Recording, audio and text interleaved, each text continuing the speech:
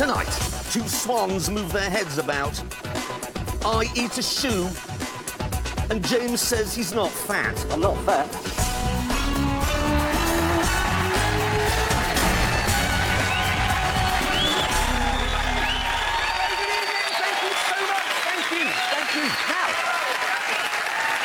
Now, our deep and profound love on this show for Alfa Romeo is a triumph of hope over reality. We always pray that their new models will be brilliant, but we sort of know they won't be, and then they never are.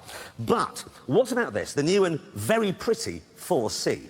Well, Richard Hammond has been to northern Italy, in the sunshine, to find out all about it. Jammy a little bow.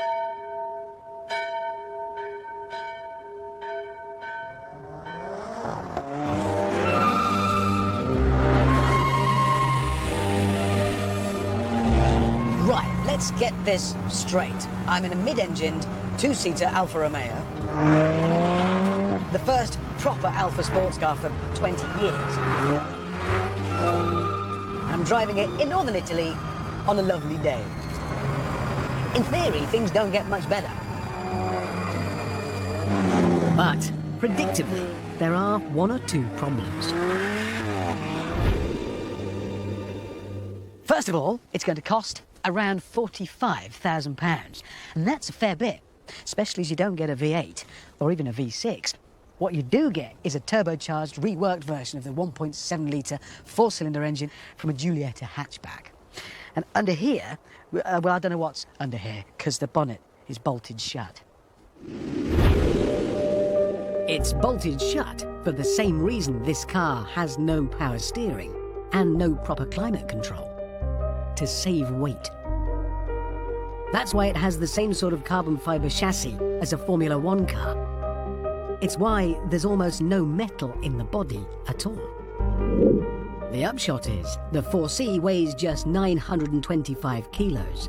That's about half what a Mercedes SLK weighs. And on a road like this, that really pays dividends. Oh, come on! Lovely! Because it's light, it's unbelievably agile. It changes direction like a kitten chasing a spider.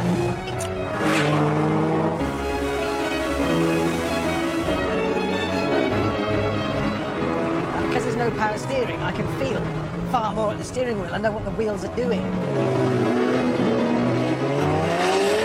It grips fabulously. And it doesn't need a massive engine. It's got 237 brake horsepower. Do you know what? That is enough. More than enough. 0 to 60 takes 4.5 seconds. The top speed is 160. And yet, because of the lightness, it'll do 40 miles to the gallon. Drop the window, sample the noise. Oh, lovely little crackle on the upshift. Oh, it's great. This little Alfa is growing on me with a speed and ferocity I've never before encountered. It's just getting under my skin. Because it's not like anything else, you have to live with it. Oh, my God. What are you doing here? As you well know, Hammond, we receive thousands of letters every single week from viewers, and they all say the same thing. Dear top so-called gear, the Alfa 4C, is it better than a quad bike? Well, I'll clear that one up straight away. Yes, it is, because quad bikes are slow, ugly, noisy, stupid, and incredibly dangerous. And I don't mean dangerous like you might fall off, I mean like they want to kill you. Everybody I know, pretty much, who's ever tried one, has been killed by it at some point. Yeah, that's as may be, but we need to settle this, so we're going to have a race. Well, we're going to race? Yeah. You on that, presumably? Yeah. Me in that? Yeah. Jeremy's proposal was a race from the top of Lake Como to a hotel terrace at the bottom. I would take the 43-mile lakeside route, whilst he would attempt to go as the crow flies. Good, you're going to be killed and last. And so, at exactly 10:37 a.m., the race began. Here we go. Let me talk you through my quad. It's called a Gibbs quad scheme, designed and engineered in Britain, built just outside Detroit, and the engine is German, a 1.3 from a BMW motorcycle, and you have 40 horsepower. Doesn't sound like much, but like the Alpha, it's light. Apparently it has the same power-to-weight ratio as a helicopter. He's mad. I mean, he doesn't stand a chance. I know what he's thinking. He's imagining he'll be crashing off-road and cutting corners. He won't. He'll be bumbling through the woods on little tracks. He'll get stuck, he'll fall off, he'll break a leg, maybe two. Hammond was wrong. My legs were fine, but I had got into a bit of a pickle trying to find a shortcut. Totally lost. Literally no idea what... No idea where... I'm just in weeds. Oh, now which way? With Jeremy stuck in the undergrowth, I had time to admire one of the most beautiful places on Earth.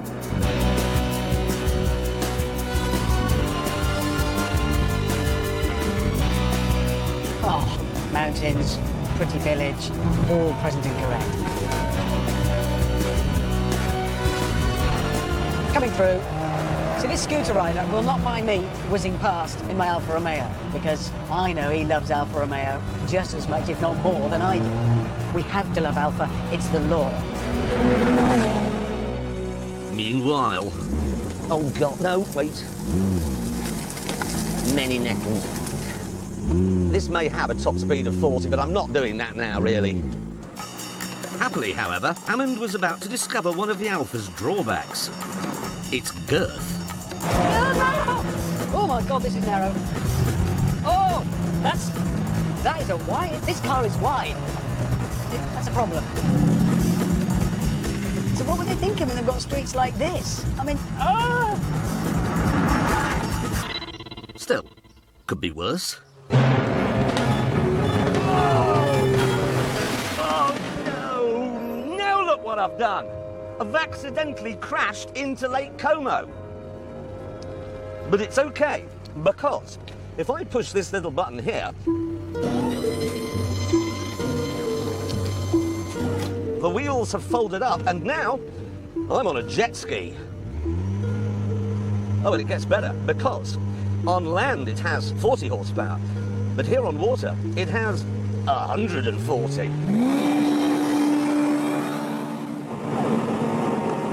I know exactly what music we have to play now. No, not that! Cue the Bond! There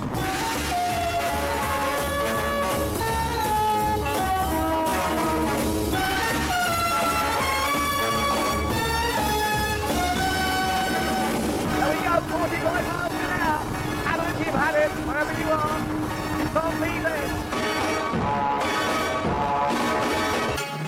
narrow, really narrow, really wide car. I'd like to be driving something narrower now, like a bus. Right, here in town, press on.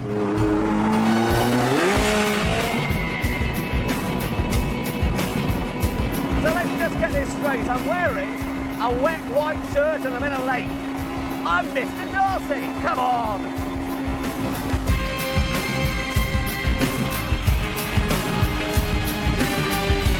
There is Richard Hammond. I'll slow down a bit. Hello, hello. Hello, where are you? To your left, mate, to your left. Can't be to my left. How can you be to my left? What? Have you ever seen a girl machine like this? What are you on? Is that the same quad? It certainly is. I'm afraid I must now say goodbye. Cheerio, see you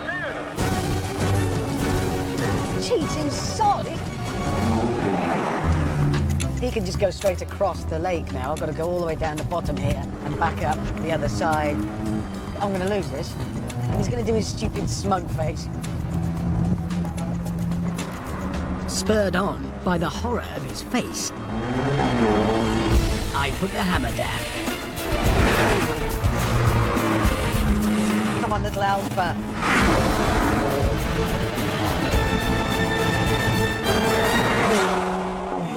We were neck and neck, but then Jeremy got distracted by an Italian ferry. Look at that! What a machine! Oh, I'm sorry, I'm hearing the Bond music again now. You want a race? I'll give you a race.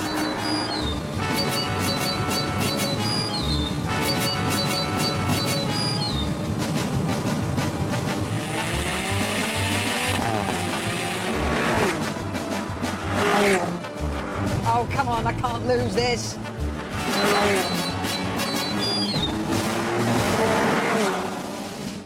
By this stage, I disentangled myself from the hydrofoil, but had run into another problem.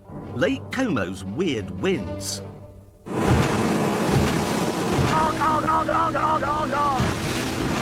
Really got some song.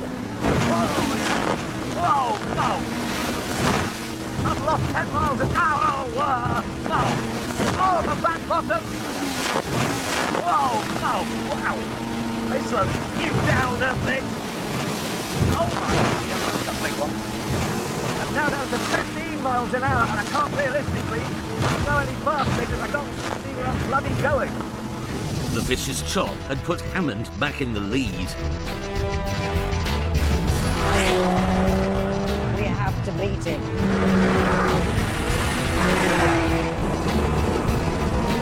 Thankfully, on the lake, I'd found calmer water. 45 miles an hour. We are back in this race.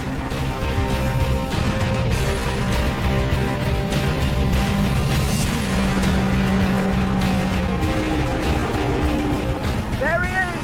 There is Richard Hammond. Oh no, oh no, oh no, oh no, oh no, oh no. Right, goodbye, Hammond. He is history.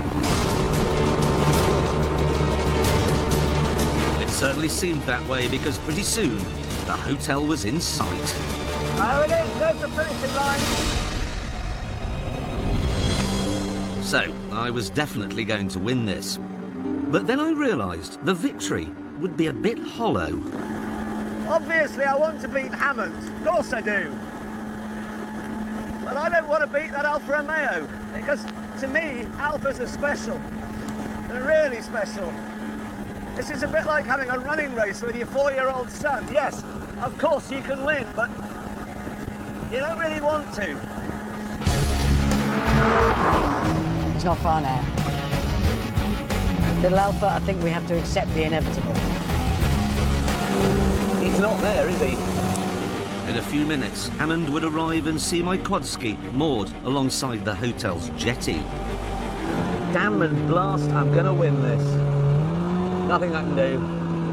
But then, I spotted a hidey hole. Yes. Sometimes I stagger even myself with my genius. Oh no, I'm so sorry.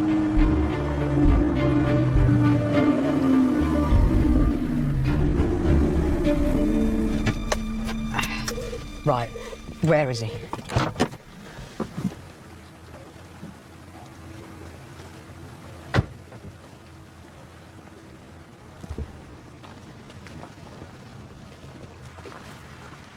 This is the terrace. Up here, maybe.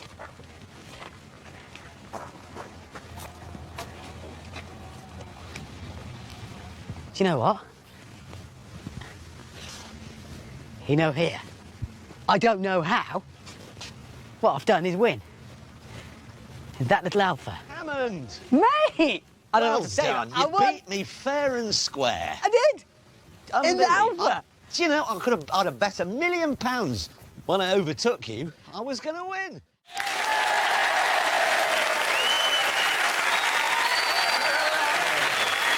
Your question is answered. The Alpha 4C is better than the quad bike. Yeah, but we saw you lose on purpose. A bit. Just a bit. Did you not like the jet ski quad ski thing? Yeah, this is brilliant. Do you know the best thing about it is its reliability?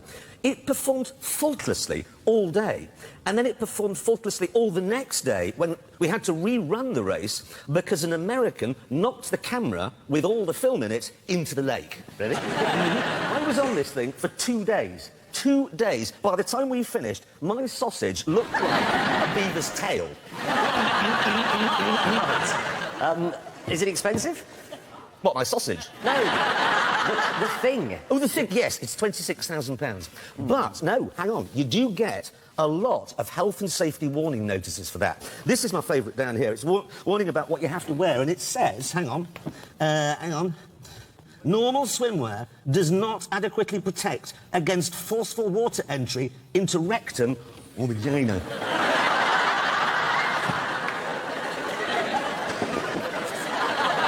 He's not making that up. It says vagina on it. Excuse me, does anyone mind if we talk about the car? Yes, good idea, It's because I've car got some show and questions everything. about this. What? How wide is it? It's wider than a Range Rover. Is it? Seriously? It is very wide. And let me just get this straight. Alfa Romeo is selling a car where you can't open the bonnet. Yeah, I know. Ballsy. Yeah. Ballsy. It is, yes, but that's not the interesting thing about it. What is the interesting thing? Well, it costs £47,000, yeah? But when you get in it, everything just feels a bit sort of cheap and plasticky. I mean, look at this handbrake. It's just... it's like something that came out of a cracker. Do you know, if I got a handbrake in a Christmas cracker, I'd be a bit disappointed. You know what I mean. Yeah, I do, actually. It's just that there are a lot of EU rules coming very soon on fuel efficiency and emissions and so on. And the only way that cars can meet them is if they get very, very light. Yeah, and pretty soon, all cars will have to be made like this. Yeah. But you know what? I don't think that's necessarily a bad thing. Yes, you get a shonky handbrake, but your car is more nimble, it's faster, and it's more economical. Yeah, and for the ultimate expression of that art, later in the show, we have a review of this, the new McLaren P1, which is astonishing. Well, I am very much looking forward to that. But first, it's the news. Yes. Now, Kia is working on something called gesture control. It's very interesting, this. Instead of having buttons all over the dashboard of your car, you will just sort of wave your hand around a bit, and the car will do stuff. Very futuristic. Yeah. But I only make 3 gestures when I'm driving a car. What? One of them is, ooh, which means I'm really sorry, I didn't mean to do that. And then there's hi to a friend, and... Call Jeremy Clarkson. Or navigate to James May's house. Ooh, now, you know those motorway gantries that are supposed to be used to tell you about stationary traffic ahead or ice? Yes. But they're actually used for telling you stuff that just doesn't matter. I mean, with a picture of one here. Yeah, check your fuel level. You might as well say, wash your hands after going to the lavatory. Brush your hair. Yeah, well, anyway, the committee that decides on what messages are flashed up, and it is a committee, we checked, has been told to stop doing that sort of thing, OK? Because the government says it's distracting. But it isn't distracting, it's irritating. Scarlett Johansson in a short skirt on a windy day on a motorway bridge, that is distracting. That would be... distracting. distracting me right now. Yeah. I think what would be distracting would be if you painted the surface of the motorway so that it looked like the opening sequences of Doctor Who as you drove along. That would be really distracting. I think they should use those signs to put up pub quiz questions as you drive past. Come on, That's a really good idea. Well, and then you have the answer on the next one along. yeah, Jones would just fly by. Ooh, I don't know, and then you get the answer. Brilliant. Yes, thank you. Not if my little sister set the questions. Why? Because you'd get the question on one, and then the next one would go, oh, come on, you must know that. Please, can we move on? I'd like to talk about this. It's a new Corvette Z6. Oh, yeah, supercharged V8, 6.2 litres, 625 brake horsepower. It's got a magnetic ride control, electronic diff, carbon fibre, all the high-tech stuff you get on a European sports car. Yeah, it doesn't really have the European self-restraint, though, does it? That's a bit more shock and awe than stiff upper lip. Yeah, but look at it. No, Hammond, you can't drive a Corvette in England. It's like talking in a lift. You can do that in America, you can't do that in Britain. In fact, we should have signs at Heathrow telling American visitors, please drive on the left and don't talk in lifts. Yes, whatever, but I think that looks stupendous. It looks great. Yes, it would look stupendous in Texas, but it would look ridiculous in Tewkesbury. It would. Hammond, if you bought one of those and drove it around in England, the next thing you'd do would be hanging up a Confederate flag outside your house. I did paint a Confederate flag on the roof of my Toyota Corolla when I was 17. Where were you? Ripon, North Yorkshire. Let me just get this straight. You drove around North Yorkshire in a crappy little Japanese hatchback with a Confederate flag on the roof. A symbol of slavery. Ladies and gentlemen, 12 years of Hammond. I didn't realise, doesn't it look nice? The base model of this, Yes. not the Z06, the normal one, 60 grand? There? 62, yes. Well, for about the same sort of money, you can have this, which is the new Jag, OK? This is the F-Type Coupe. That's around the same sort of money. And I put it to you that what we have here is a lovely piece of double Gloucester on a water biscuit. Your Corvette is 600 kilos of Monterey Jack on a Tikka. You'd rather have the Monterey Jack, wouldn't you? Yeah. Hang on a minute. Surely it's 600 kilograms of Monterey Jack on a Takeo with a strawberry on top. Strawberry. There's always a strawberry on top of it. What, are there any Americans here? Yeah, no. You are? Hey, we've wondered Why about this do for you years. put strawberries on everything? Because they taste good. Yeah, but not on a shepherd's pie. This is not an exaggeration. I stayed in a hotel in LA. I had to have some dry cleaning done. And when it came back in the morning, it was all wrapped up and there was a strawberry on it. What, on your dry on my dry cleaning? Now, this isn't news, it's a question. Why is the world still incapable of working out a way of dispensing petrol? I mean, anyone been to America? You must have all been to America, I suppose, at some point. You go into a petrol station there and you have to pay for the fuel before you've filled your tank. You don't know how much you want or how much it's going to take. Yes, but I hate those European stations where they have those automatic credit card ones. Don't work. No, they Never work. No. The other one that doesn't work, and especially in France, are those ones where you're supposed to put euro notes in a little slot. No, they don't. No. You put it in and it goes... Oh. There's a lot of people doing that and they go... I'll give you the worst scenario, James. Worst scenario is... Yeah, there we go. Get the pump out. Yeah. But the worst country in the world for filling out with petrol is Britain, because petrol stations here now are also supermarkets, which means that people pull up at the pump and then go and do their shopping. Well, that's exactly why I was late this morning, because I pulled up behind the car that was at the pump, ready for my turn, and I knew who it was through the window. It was a woman. She was doing the whole weekly grocery shop. And she came out with the 4 massive carrier bags, and I thought, well, that's finally it now. And then she went to the cash machine and sorted out Greece's national debt with her card and a lot of money. I mean, I am a patient man. I mean, even I was thinking, I want to put your head in a brown paper bag and bludgeon you to death with the blunt end of an axe. And that's isn't it? Quite bad. Do you know, my question in petrol stations, so we could ask this here, and it's mostly women. What do you do in the 15 minutes between getting into the car and driving off? I know what it is. I know what it is. What? I watched it. She turned around and she put her handbag on the back seat, fair enough, but then interfered with it for about 10 minutes. No, well, doing what, though? I suspect women trying to make sure their handbag doesn't fall over, which I don't understand. Because women's handbags are not well organised, so it doesn't matter if it falls over. I mean, I reckon I could put a house brick in a woman's handbag and she would not know it was in there ever. Have you got a handbag with you? No. You haven't? Have you anyone got a handbag? Because, well, that's a shame, because I was going to do this game. I was going to put my car keys, and it's a Jag this week, in your handbag. And then if you could find them by the end of the show, you could have the car. You wouldn't be able to. 2 angry old men rampaging on about petrol stations. Him in his cardigan, just him. Now, as I'm sure you know, after 13 years, the British military forces are pulling out of Afghanistan. What you may not know is that that operation has been the biggest deployment of British military vehicles since World War II. Now, bringing that lot home is quite a big job. So I packed my tin helmet and went out there to get in the way. If you want to get a sense of just how big the British involvement in Afghanistan has become, you just have to look at the size of its main base, Camp Bastion. In 2006, when British forces arrived here, it was just a scrap of desert with a few tents in it. But now look, it's the size of Reading.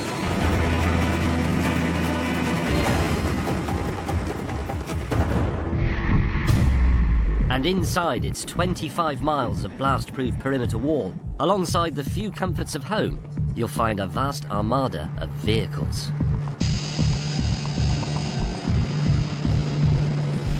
At its peak, the number was 5,000.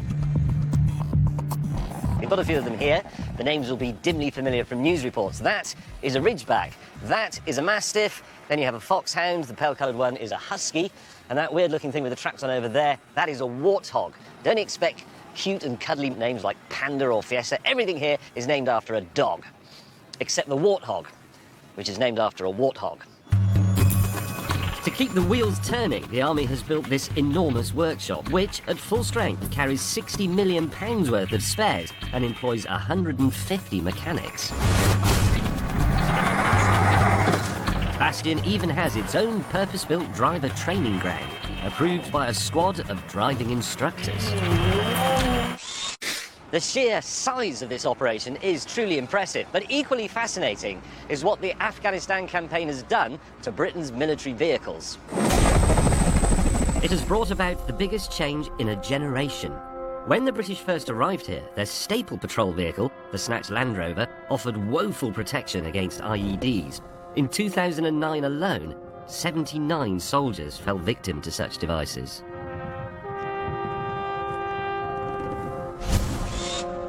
The 29-ton American-made Mastiff offered a quick fix. But in Leamington Spa, a small British firm devised a more 21st century solution.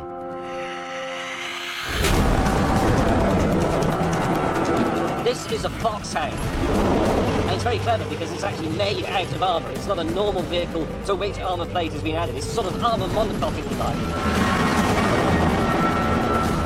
The Foxhound also has a V-shaped hull to deflect mine blasts, and thanks to its state-of-the-art armour, it weighs just 7.5 tons, which makes it a featherweight around these parts.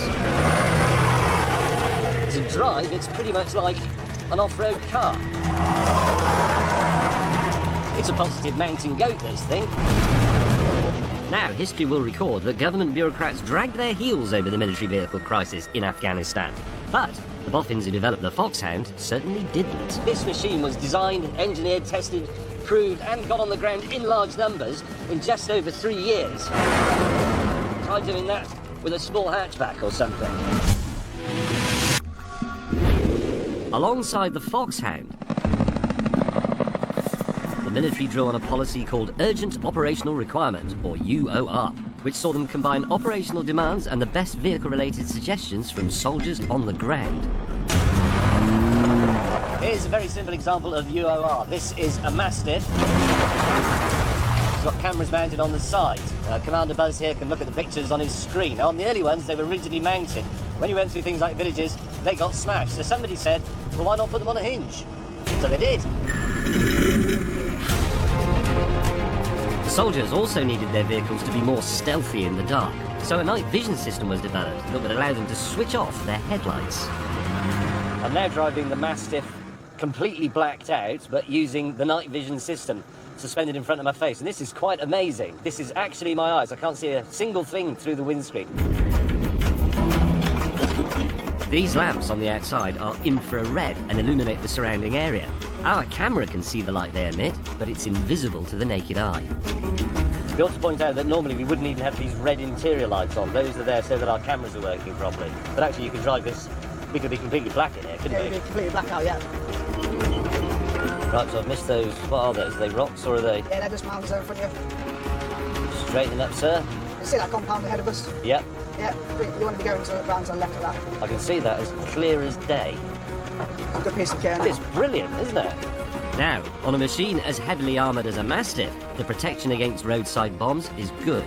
But Afghanistan threw up another issue that needed sorting. What if the vehicle is blown over? How do you train for that? Well, what you do is you build one of these. It's a rodette, roll over, egress, trainer. Oh. I think we're upside down. All these improvements have had a dramatic effect on military motoring out here. Since the new generation of PMVs was introduced, that's protected military vehicles, the Mastiff, the Foxhound, the Husky, the Warthog, all those things, there have been over 1,000 survivors of IED strikes on vehicles. And a senior British officer admitted to me the other day that in the old days, when we had the soft-skin vehicles, the snatched Land Rover and so on, that might have been more like 3 casualties per vehicle.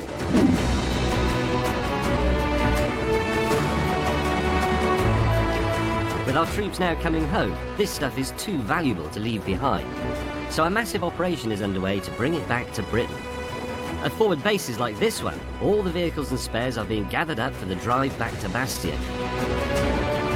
Which meant that in the middle of the night, I found myself in a convoy of returning vehicles in full Ross Kemp mode. We're in a Mastiff, we're in a convoy of 31 vehicles. These legs belong to Sue, who's at the top on the gun, keeping lookout. Hello. Morning. Morning, ma'am. Is there room for 2 of us up there? Give it a go. Hang on, I'll move this way a bit. There we go. Ow. I don't think we're going to film. I've pulled something off. Yeah. Well, I'm not fat. What's to stop somebody out, because I mean we can't really see very much out there, what's to stop somebody out there just taking a shot at you? absolutely nothing at the moment. So they're out there somewhere. They are. They're not that far away. When was the last time a roadside bomb went off on this bit? Do you know? Very recent. Very recent. Very recent.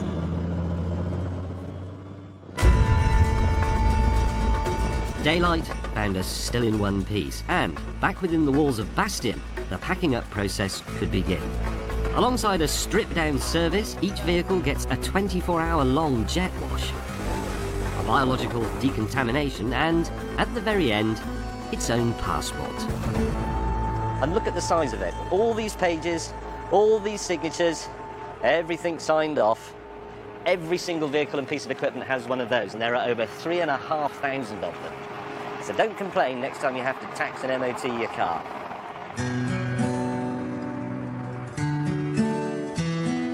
For some poor souls, the new machinery came too late. But the military has responded to the brutality of this conflict.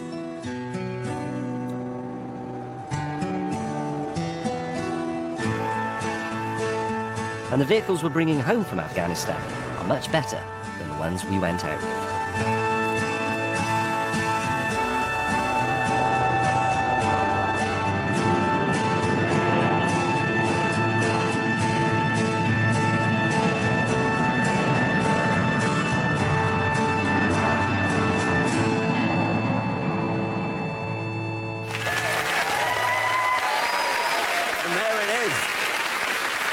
The big military foxhound, or since the army loves an acronym, the Big MF.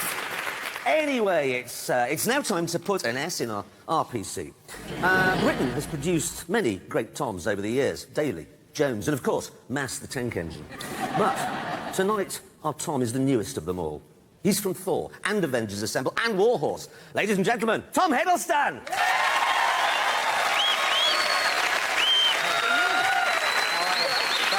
Thank you.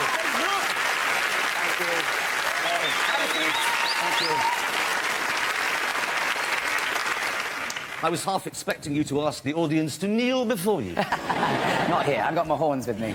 So, let's go into your car history, if I may. Yeah, sure. Your first car, then, what was it? So, it's a Peugeot 106. One. Yeah. It's quite adventurous. 1.1. Wow. Really? Boy, when you floored it, you felt it. It was a 1.1 what? They always had silly names. Zest. Yeah, there you go.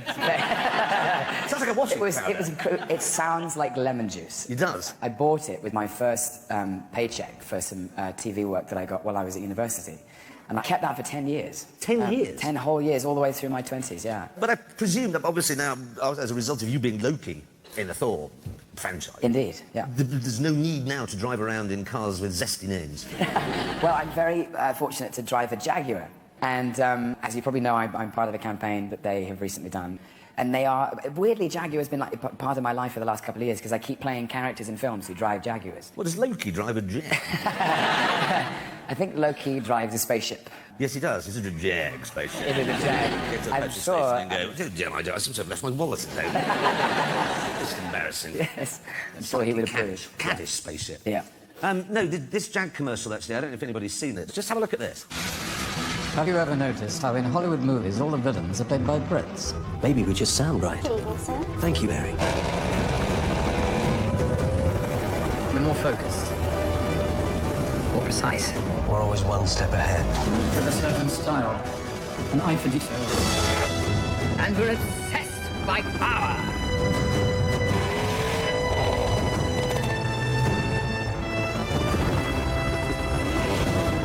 Stiff upper lip is key. Don't we all drive Jaguars? Oh, yes. It's good to be back.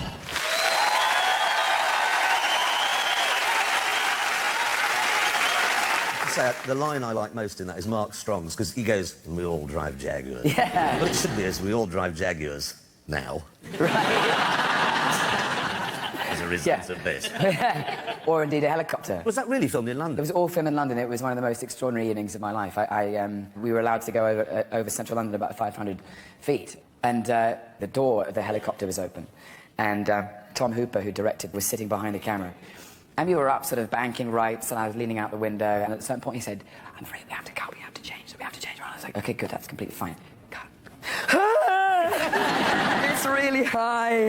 You know what I mean? So, like, when the camera was rolling, I was like, I got this. Feel more focused, more precise. And as soon as it was cut, I was like, God, the window's open. Someone shut the door. This is a good point. I mean, it's a very good business, isn't it, that is raised in that commercial about the number of Brits who are bad. I mean, obviously Rickman and then Hopkins and... Alan Rickman, Anthony Hopkins. Well, I guess it started with James Mason back in the day. I thought you were going to say James May. The world's longest and most boring film. The undiscovered British villain. Yes.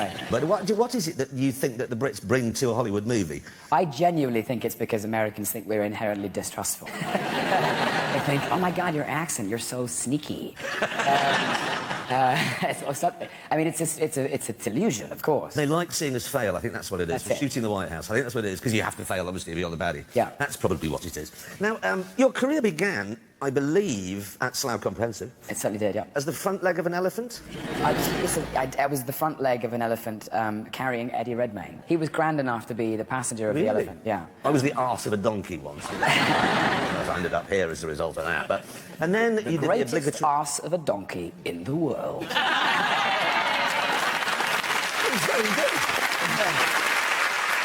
Sorry, couldn't help it. No, that was deep. Because somebody said you were a good mimic. Is that something... I mean, it's something I've done. I've done it my whole life. I remember when I was a child, I used to have a double tape deck, and I would record my own radio show with all these different voices. And they were basically voices of people I'd heard off the telly, you know, Philip Schofield and... Can you still do Philip Schofield? I don't know. I don't even know if I've... Actually, don't bother. I wouldn't know what he sounded like. Throw me another one. Anthony Hopkins. Oh, Tony Hopkins, yeah. Have you had him on the show, Top Gear? Oh, yes, I'd love to be on the show. I'd like to drive fast around the track. We taught to drive by the stick. Great man, I'd love to. Let's think of some more names. Have you got any more names we can fire? Try to make them men. Is that probably easier? Yeah. What? Arnold Schwarzenegger? Arnold Schwarzenegger. So what was that? Paul O'Grady. Yeah, I think I'll go for Schwarzenegger. What's his... I was trying to think of something he says. I know now why you cry. That sounded a little bit like Peter O'Toole. Sorry about that. I know now why you cry. No, that is quite a skill. Yeah. And what are you doing now? Anything exciting? I'm just finishing a run of Coriolanus in the West End, which I've enjoyed hugely. And I'm about to go to Toronto to make a horror film with Guillermo del Toro. If you know him, a Mexican director who directed Pan's Labyrinth. You did one with Tilda Swinton as well just recently. That's correct. There's a film called Only Lovers Left Alive, which is coming out in the UK I think on the 21st of February. And it's basically a love story. It's Tilda and I play a couple who are vampires. So... Oh, it's a vampire film? It's a vampire film, but we're vegetarians. We don't bite. Vegetarian vampires? Vegetarian vampires. This I need to see. We're much too classy for all that 15th century nonsense. Now, I'm conscious of the time, because I know that you are appearing on stage this evening in Coriolanus. In Coriolanus, yeah. Which calls for you at the end, I understand, to be strung upside down, bleeding profusely. That's how it goes down, yeah. Spoiler. Yeah. It is a 450-year-old text, I think it's okay. Did it occur to you when you were driving around the track that if you had an accident, you could save the makeup? But if I just roll the car, crash it... You could turn up and go, look... Turn up and say, I have my 27 wounds upon me. Yes, 27 wounds, blood gouting. So, did you crash? I didn't crash, per se. Because, well, should we have a look? Let's have a look. I'm very nervous. It was very wet out there. Who would like to see the lap? Yeah! Have a look. Play the tape.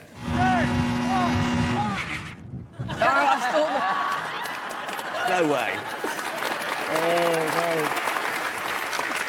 Oh, the shame. Yeah, you got a double first from Cambridge, have you not, in classics? I did. But you can't set off in a Vauxhall Aston. Oh, dear. Anyway, let's see the finished product, shall we, when you actually set off. Here we go.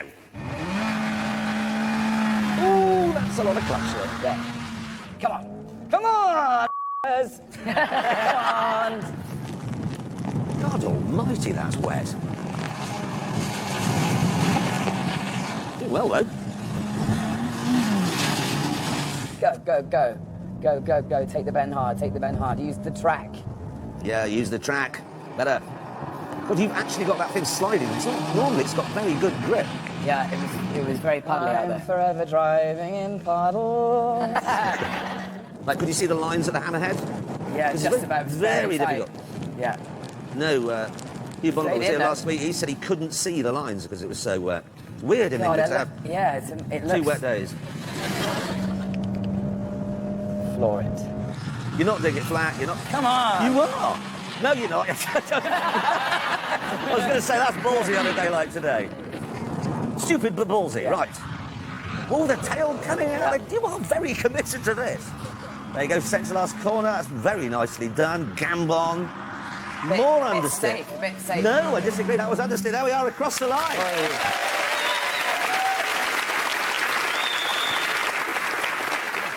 Now, we've only ever had one wet lap, which was last week, Hugh Bonneville. So where do you think you've come bearing that in mind? Oh, I'm a bit worried I haven't beaten you. It would be nice to be somewhere around that area. Right, somewhere around that. Okay. There's Ron Howard, look, he directed Rush. It would be nice. He did. Ron Howard won 4. That was dry. He was just basically hopeless.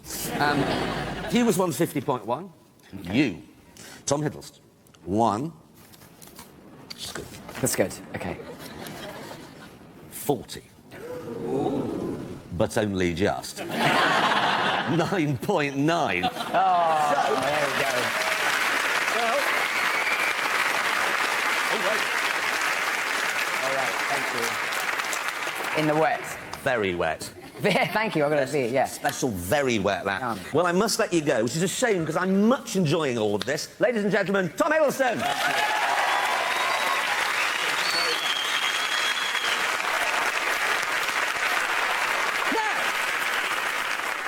This is the brand new £866,000 McLaren P1. Probably the most advanced and jaw-dropping car the world has ever seen. The attention to detail in this thing boggles the mind. It's almost science fiction. And so there was only one place on Earth where I could test it properly. Belgium.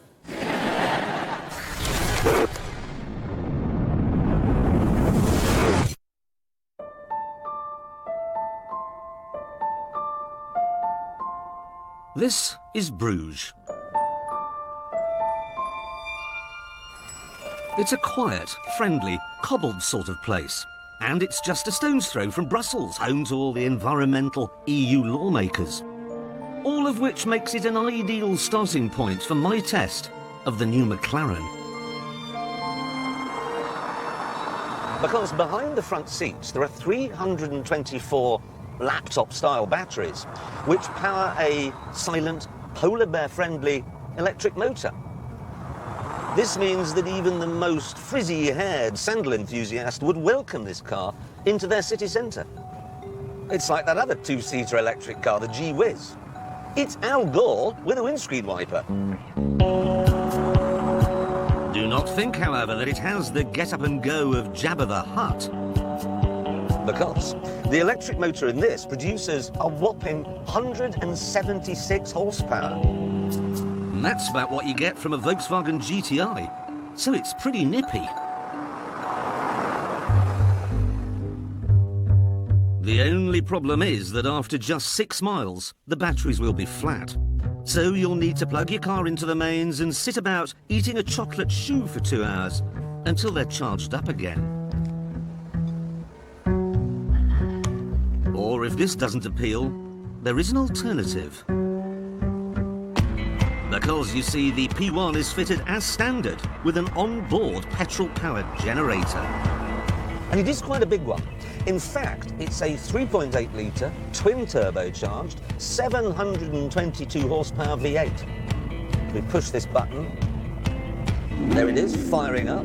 And the great thing is, it's not just charging the batteries.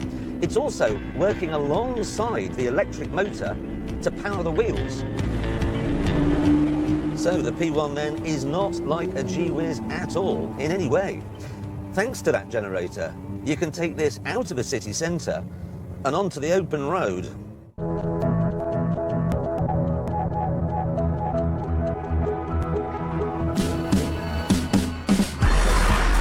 And that's another reason I've come to Belgium. Because there are so many roads to choose from. Belgium has 3 times as many roads and 50% more cars per square mile than we do in Britain. And the stats from this remarkable country just keep on coming. There are so many miles of street-lit motorway here that Belgium is officially the brightest country on Earth. It's a little-known fact that Buzz Aldrin's first words when he set foot on the moon were, "Good God, you can see Belgium from up here." like that.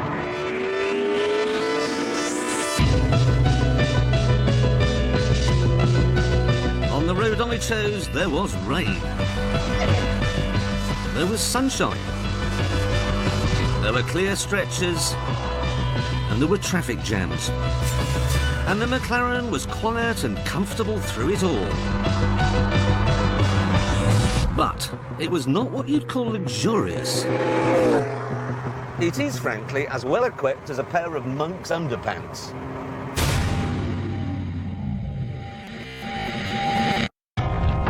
And that's because, like the Alfa we saw earlier, this car was designed to be as fat as Iggy Pop. Inside, there's no glove box and no carpets. The glass is just 3.5mm thick, 1.5mm thinner than the glass in normal cars, except in the back windows, where there's no glass at all. No lacquer is added to the carbon fibre trim to save 1.5 kilograms. The whole chassis weighs less than James May. The trimmings are titanium and the body is made from just 5 panels, which means less glue and fewer bolts are needed to hold it all together. All of this means that despite the bank of batteries and the fact it has 2 engines, this car weighs less than a Vauxhall Astra. That, of course, makes it economical. And fast. Really fast. Mind-blowingly fast.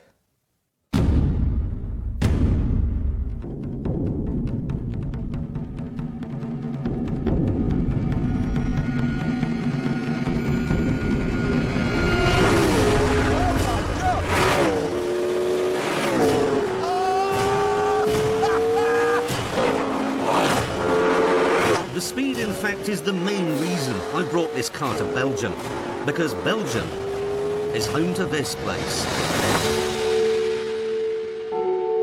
Spa, the longest, wildest racetrack on the F1 calendar.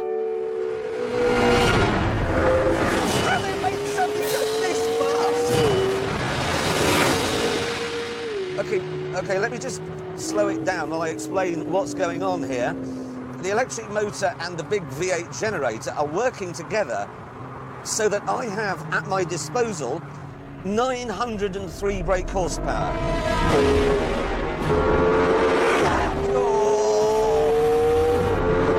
Obviously, I've driven a Bugatti Veyron that has more than that. But a Bugatti Veyron,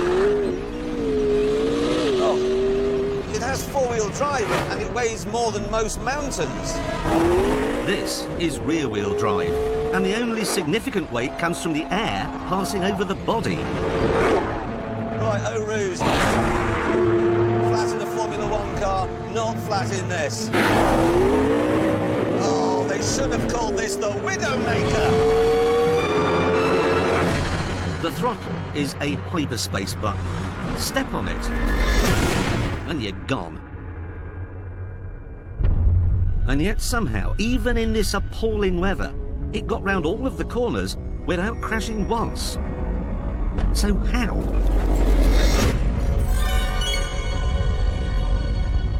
Well, that's partly because it's made of stuff from the future. And partly because it's clever. It adapts. It moves around to suit its environment. As the speed climbs, the rear wing rises to generate more downforce. But as you go past 156 miles an hour, it starts to go back down a little bit. Otherwise, the weight of the air passing over it would be so enormous it would break the suspension. Then you have the exhaust, which works with the rear diffuser to generate an area of low pressure into which the back of the car is sucked. The wheels are made from military-grade aluminium. The brake discs from a material that's only ever been used in the Ariane space program. And they're coated with something called silicon carbide. Apparently it's the hardest substance known to man, apart from dried Weetabix, obviously. And then the whole thing sits on 4 tyres that were designed and made by Pirelli. All of this means you really have the confidence to open it up.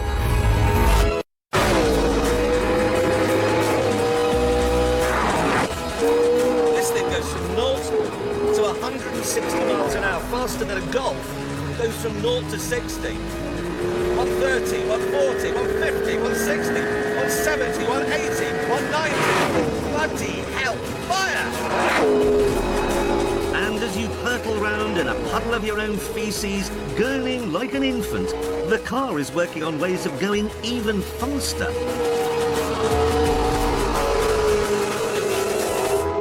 Let me give you an example. The electric motor is used to fill in the little gaps when the petrol engine isn't working at its best, like, for example, during gear changes or while the massive turbos are spooling up. And what I find hysterical about that is that McLaren has taken this hybrid technology, which is designed to reduce the impact of the internal combustion engine, and is using it to increase the impact. That's like weaponising a wind farm, or buying the Rainbow Warrior and turning it into an oil tanker.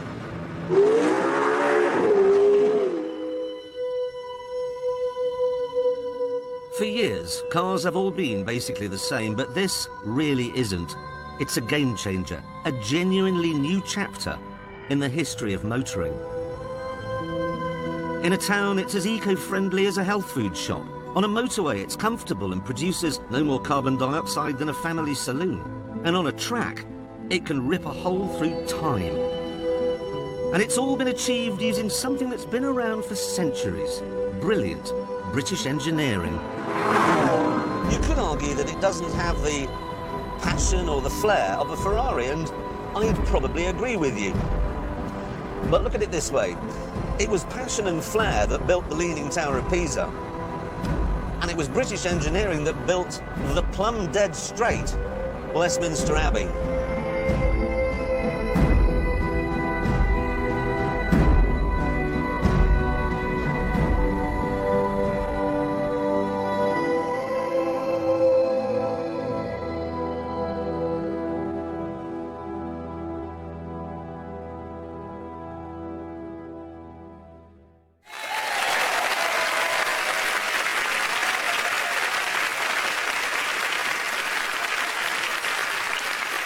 Hair on end. Oh, great, but weren't we supposed to test that against the hybrids that Porsche and Ferrari are developing? Yeah, but the Ferrari isn't ready. Yeah, but the Porsche is. Yeah, but it wasn't when I filmed that. Yeah, but it is now. Yes. And I shall be driving it on the show in a few weeks' time. Yes, and after you've done that, we're going to put the Stig in both of them and do some timed laps around our track. Now that should be quite something, I think. I don't think it will be. Hey, why not? Well, because we're not listening to the film. Yeah. The speed of this is beyond anything I've ever experienced. It's animal savagery. It's beyond belief. Yes, but the Porsche might be faster. Well, it won't be. Yeah, but it might be. No, but it won't be. But it might be. I guarantee it won't be. But it might be. Hammond, I'll do you a deal. If the Porsche is faster round our track than this, I will change my name by deed poll to Jennifer. Really? Yes. Promise? Yes. And on that potential bombshell, it is time to end. Thank you so much for watching. See you next week. Good night.